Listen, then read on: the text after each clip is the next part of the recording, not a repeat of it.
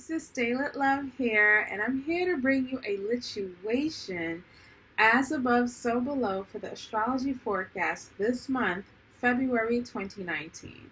So, February, we start off with a new moon on the 4th in the sign of Aquarius. Aquarius is a very innovative, future orientated sign that is really about progressiveness and pretty much being your authentic self. It's an air sign. It has to do with the mentality of things, the higher mind, and kind of a genius energy.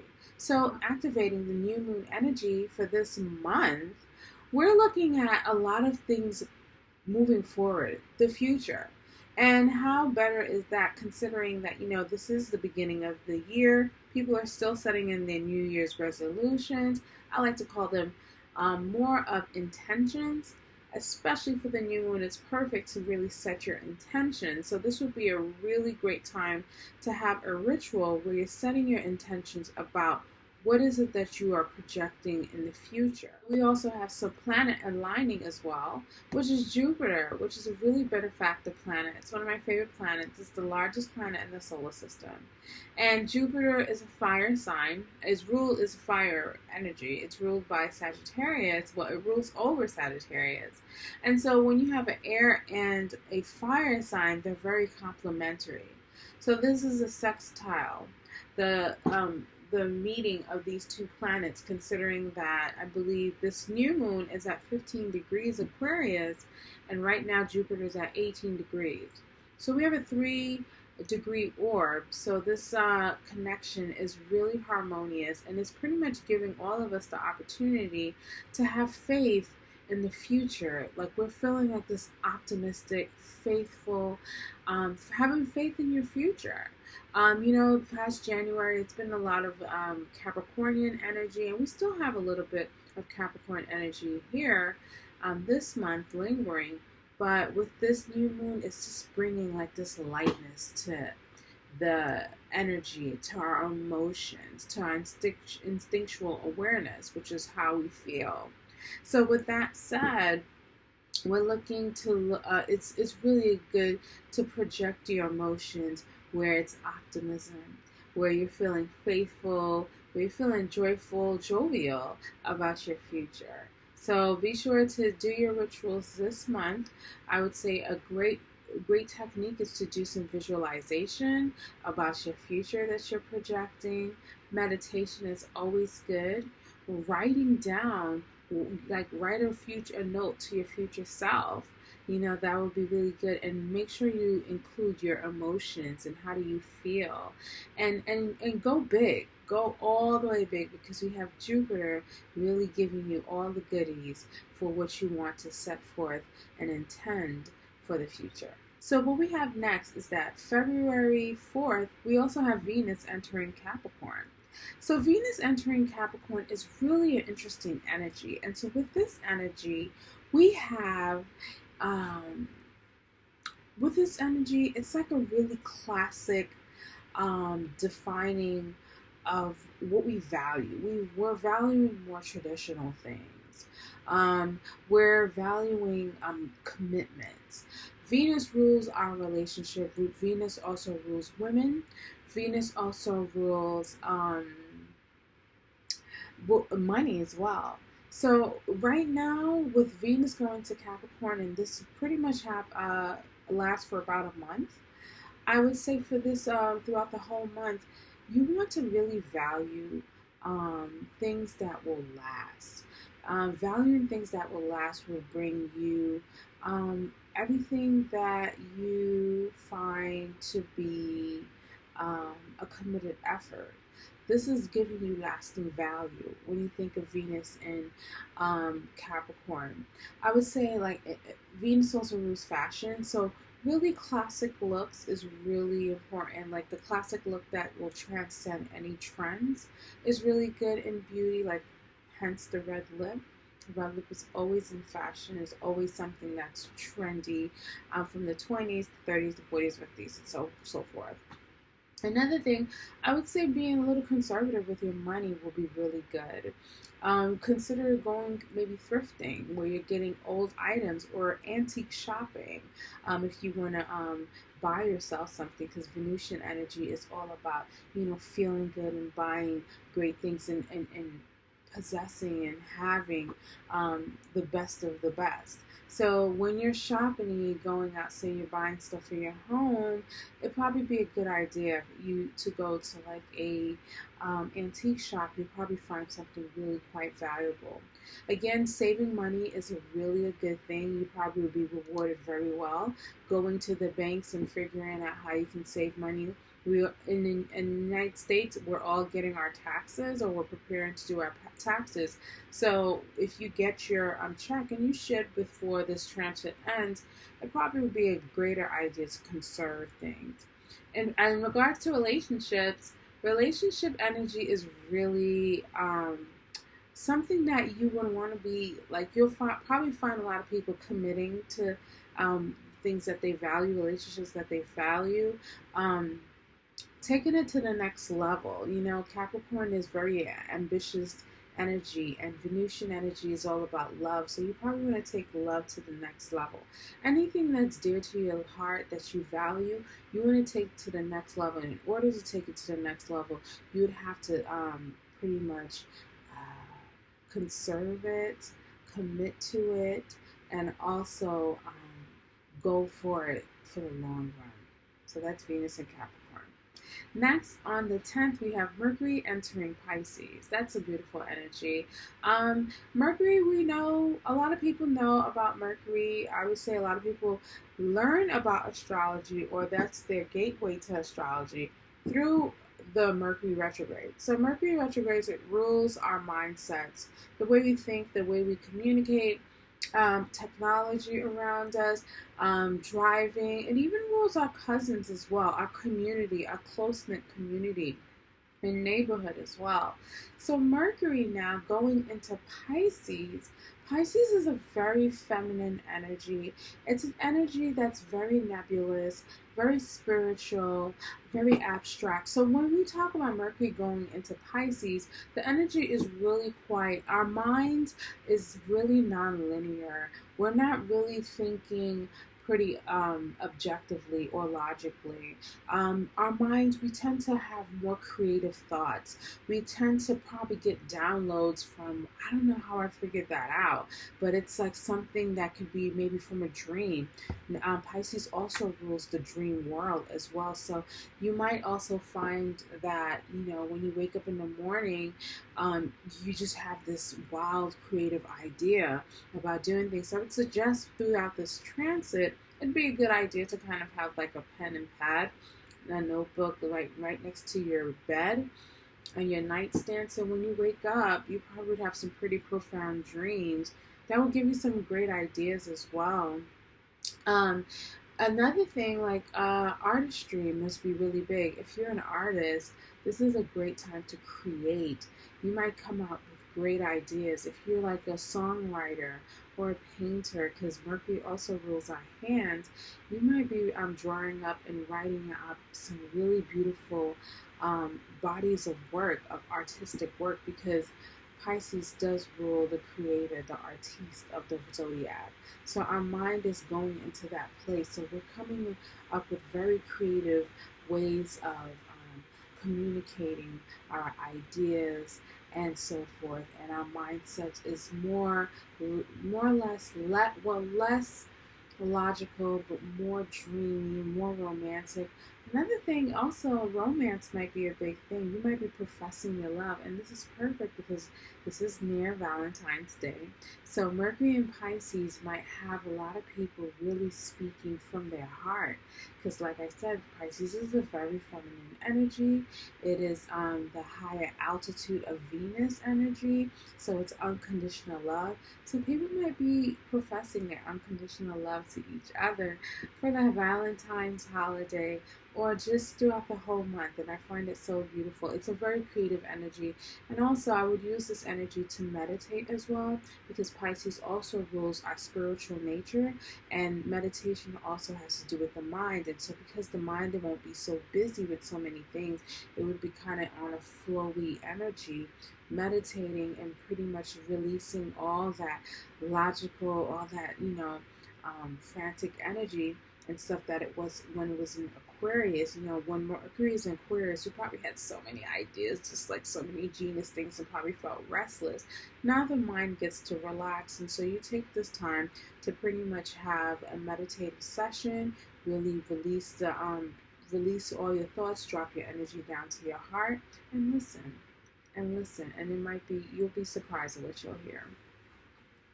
So the next day, the next transit we have is when Mars enters Taurus on the 18th of February.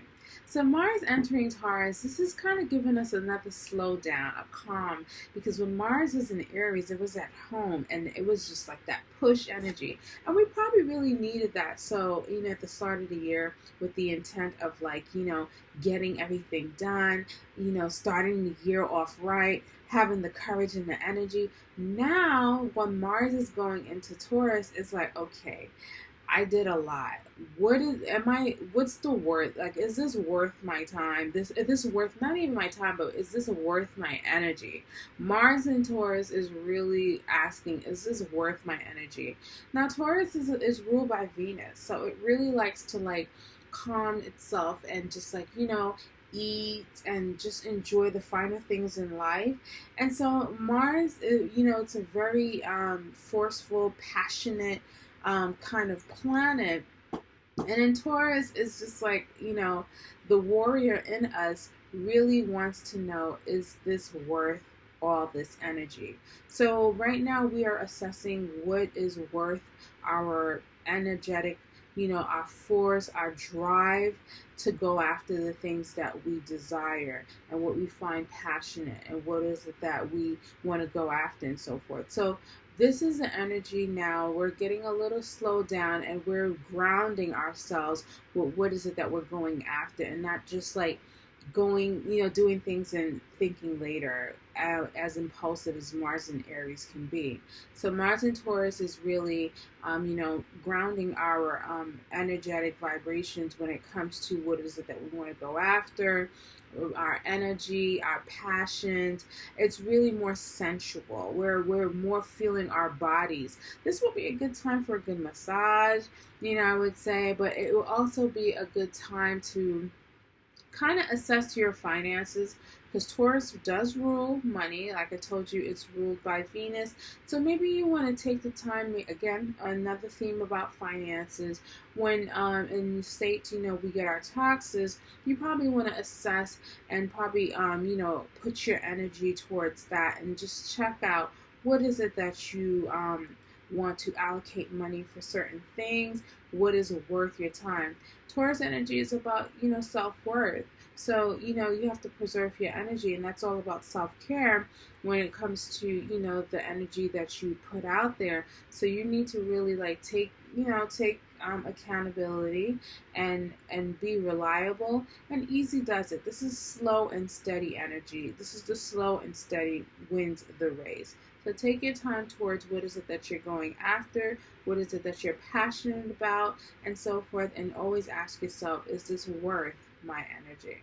So next we also have on the 18th, Chiron entering Aries. Now, most astrologers don't really talk about Chiron. Chiron is a really interesting planetoid, asteroid. We're still trying to figure out what it is, but pretty much it's in between Saturn and Uranus. And so it has a really heavy energy, which is the wound, and the freeing aspect is when we heal, which is close to Uranus. Now, this transit takes about 8 years. And Chiron has been in Aries before, last year in 2018, but went retrograde back into Pisces, and now it's going back into Aries, where it's going to stay for the next 8 years. Chiron in Aries. Well, let's talk about Chiron in Pisces. Chiron in Pisces, if you have noticed, I seen that Chiron in Pisces was really healing the feminine energy. Because Pisces, again, like I mentioned before, is a very feminine sign. It's really one that, we would see throughout this transit that self-care and self-love is something that was just a constant thing. And that's because from the last 4 years of the transit, that's when we were healing ourselves, the feminine energy. And that goes for men and women, because we all have feminine and masculine energies. And that has to do with our emotions, our self-worth, what we value, right? So those things is like something that we had to really look into our emotional well-being, right? And see, how are you valuing yourself? How is it through self-care? Are you empowering yourself?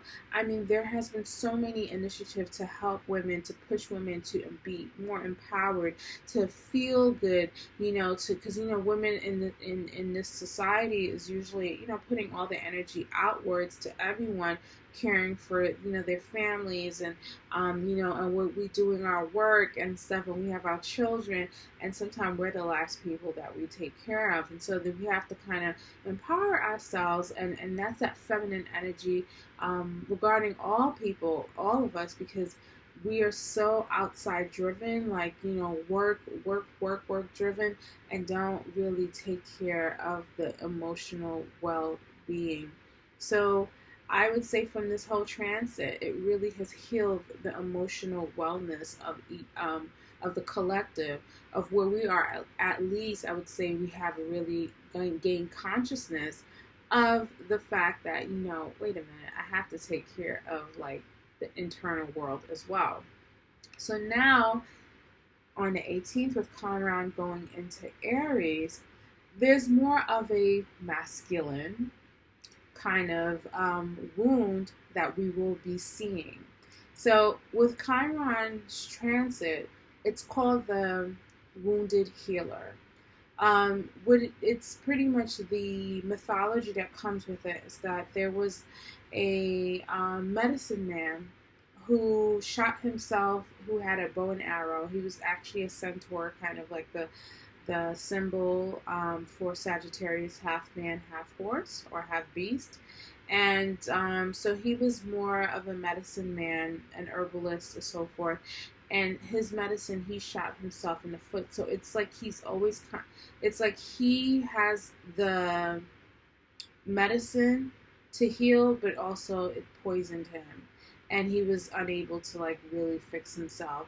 And so that's the energy of Chiron. It's like a part of our chart. If you would do a natal chart reading of your own personal chart, you would see where Chiron is, and that's where you kind of have your personal wound, and it's with your intention is how you can heal yourself. And sometimes that would have to be something where it has to be a community effort, or definitely one that can help you liberate yourself in a way. So now back to Chiron being in Aries. Aries is a very masculine energy. It's very, go after, it's the first of the sign. It's very powerful. It's not powerful, but more or less takes initiative, takes drive.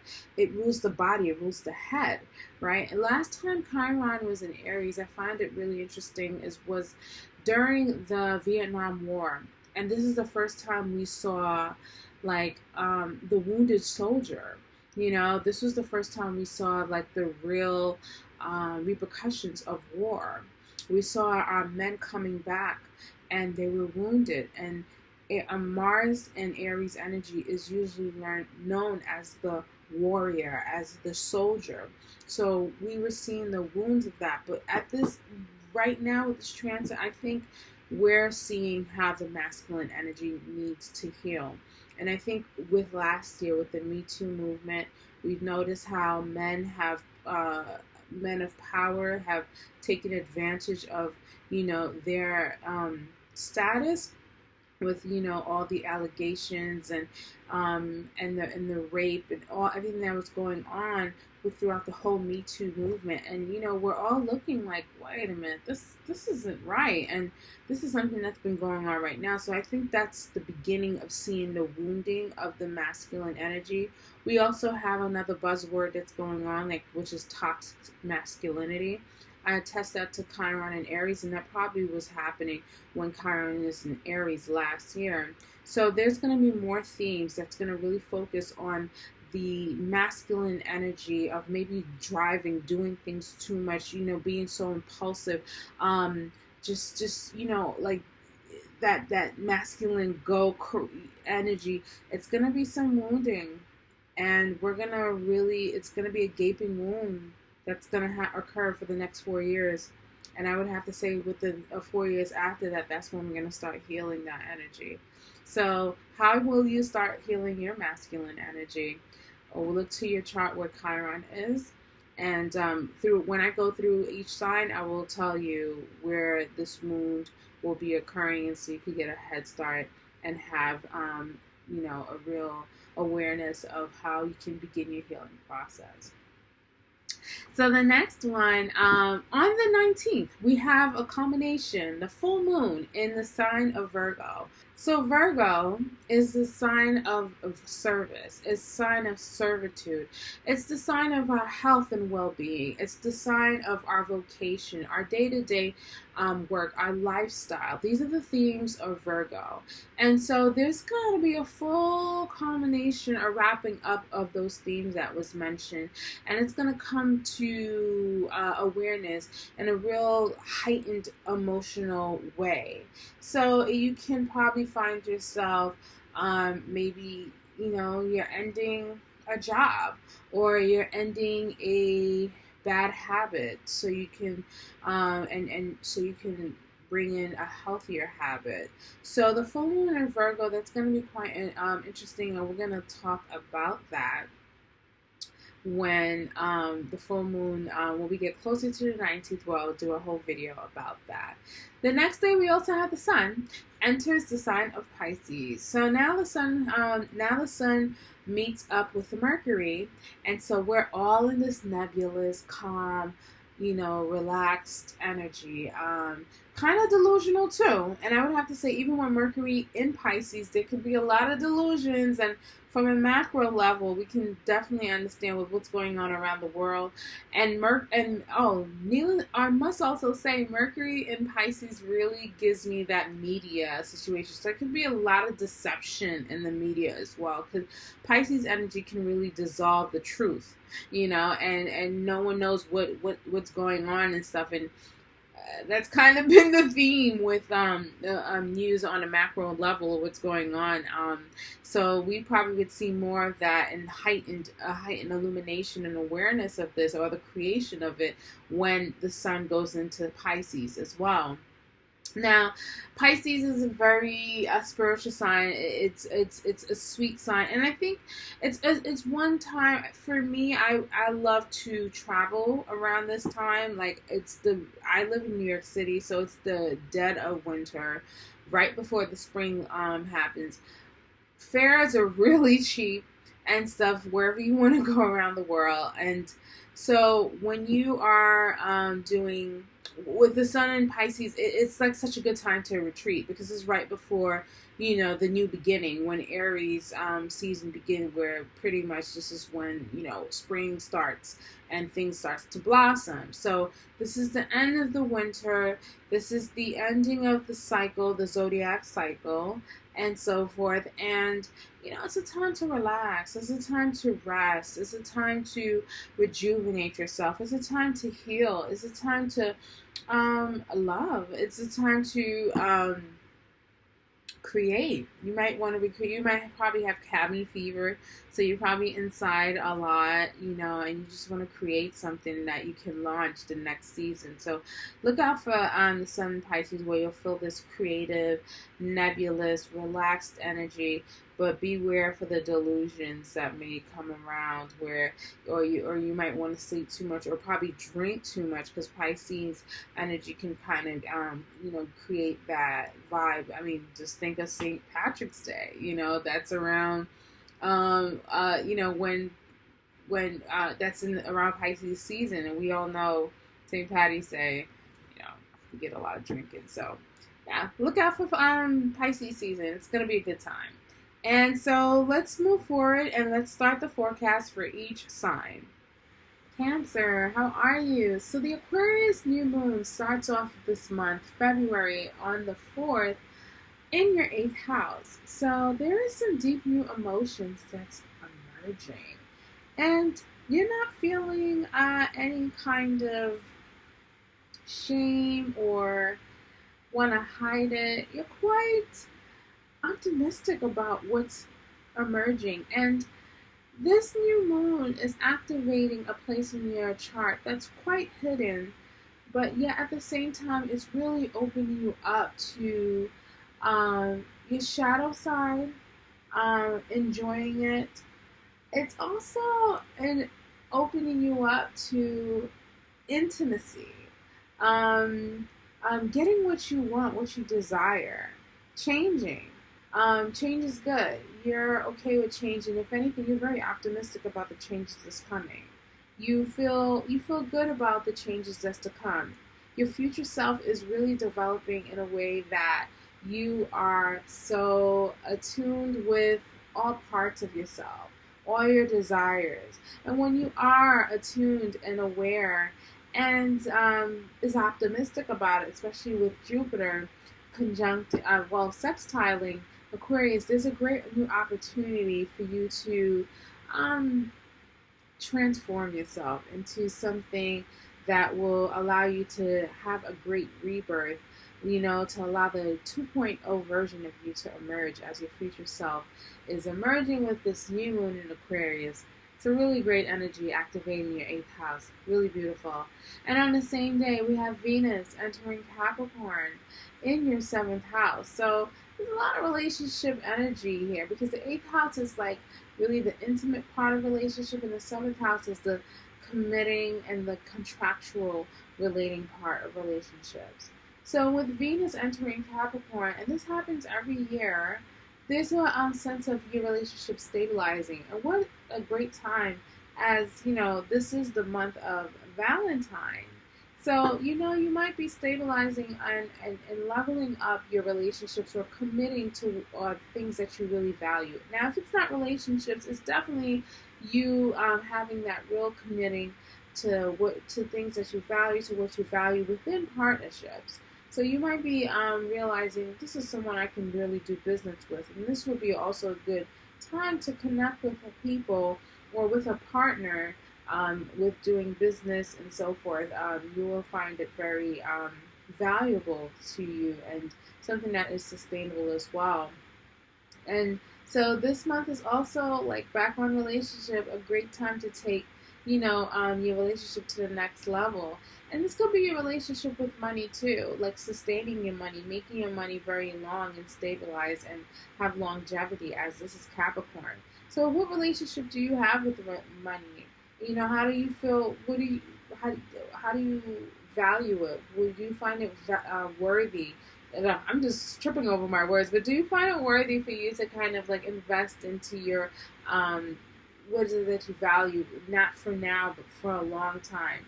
And what relationships you need to develop or commit to. Maybe it might be your banker, the relationship that you have with your banker, or a specialized banker that can help you develop your financial and material goals and allow it to sustain, so you feel comfortable. You love to feel comfortable, Cancer.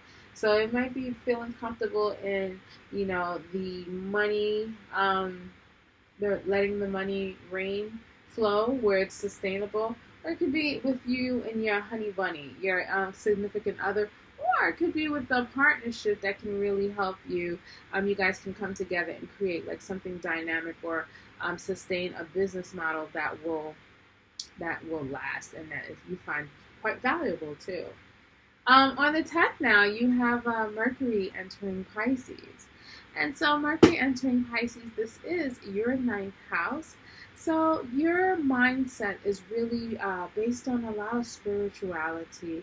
The ninth house has to do with philosophy as well, some truth. You might even be thinking about traveling, as the ninth house is a house of traveling and so forth. And so you might be maybe possibly daydreaming about traveling as Mercury entered Pisces. It's not a quite logical thing, but it could be quite lofty ideals.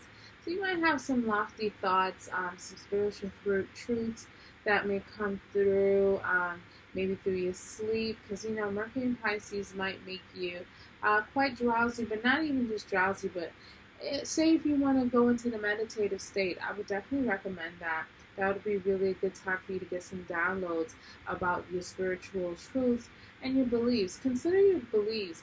Consider the bigger picture that you have in mind. You are definitely developing or activating a universal mindset with Mercury and Pisces in the ninth house. So enjoy that.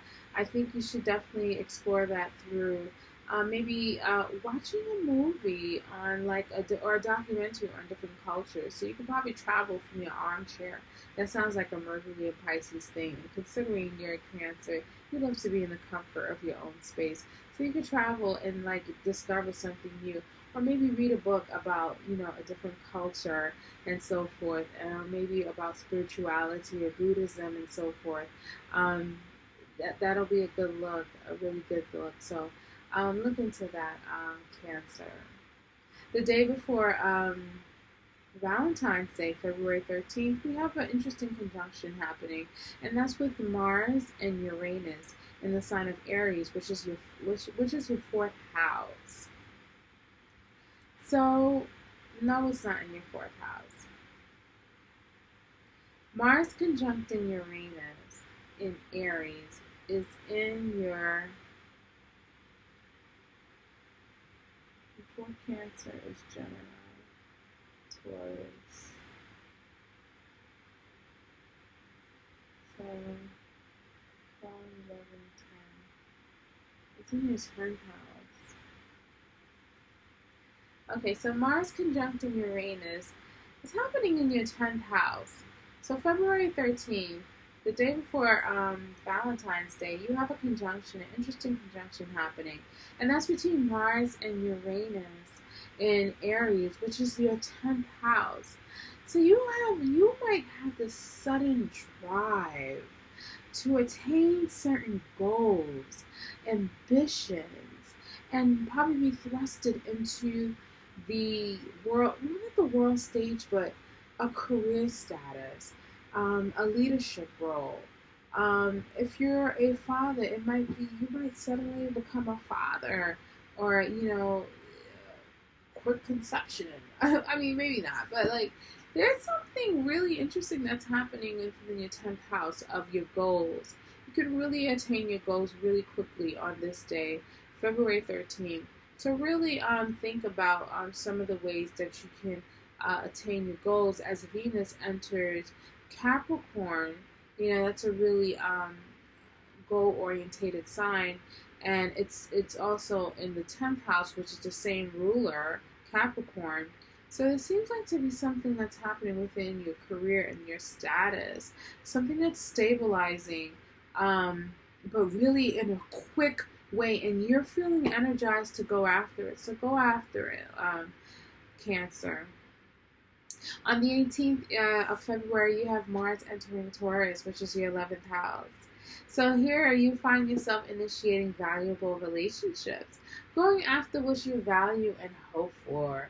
You might be even changing your circle to those who are more reliable. You might be finding people who are more reliable around you. There may be active themes of gatherings regarding the groups you belong to, your circle, your tribe, your community, and friendships. You may also find yourself being way more active on social media, as the 11th house rules social media. On the 18th, again, you also have another transit, a real change, where Chiron, the wounded healer, is entering Aries to stay.